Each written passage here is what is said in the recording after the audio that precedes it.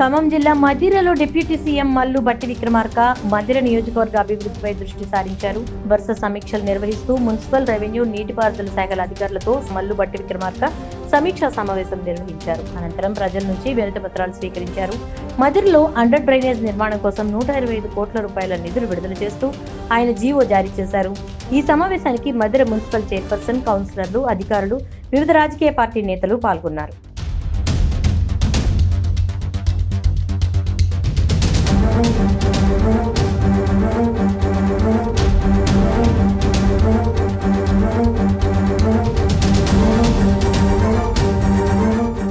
ఖమ్మం జిల్లా మదిరలో deputy CM Mallu బట్టి విక్రమార్క మదిర నియోజకవర్గ అభివృద్ధిపై దృష్టి సారించారు. వరుస సమీక్షలు నిర్వహిస్తూ మున్సిపల్, రెవెన్యూ, నీటిపారుదల శాఖల అధికారులతో మల్లు బట్టి విక్రమార్క సమీక్షా సమావేశం నిర్వహించారు. అనంతరం ప్రజల నుంచి వినతి పత్రాలు స్వీకరించారు.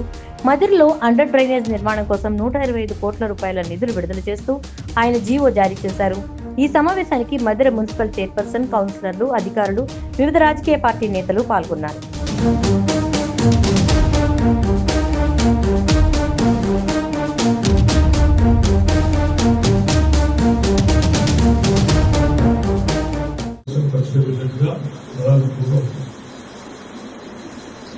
నిన్నటి వరకు ఎన్నికల కోడ్ బట్టి రాష్ట్ర వ్యాప్తంగా కూడా తీసుకోవాల్సిన చర్యలు ఆగిపోయింది.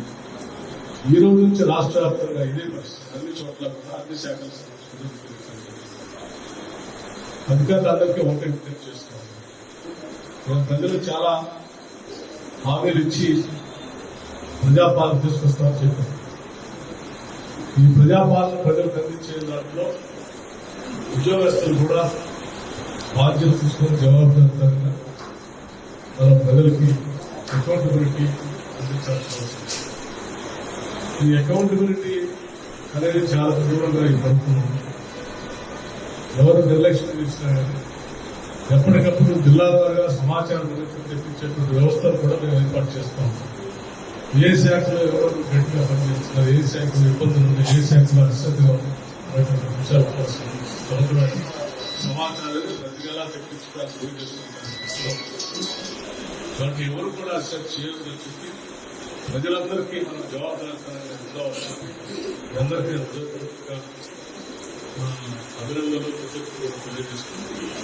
ప్రజల సంబంధించి ఈ జీవో కాగితాలు కూడా అందరూ స్థానికంగా మీడియా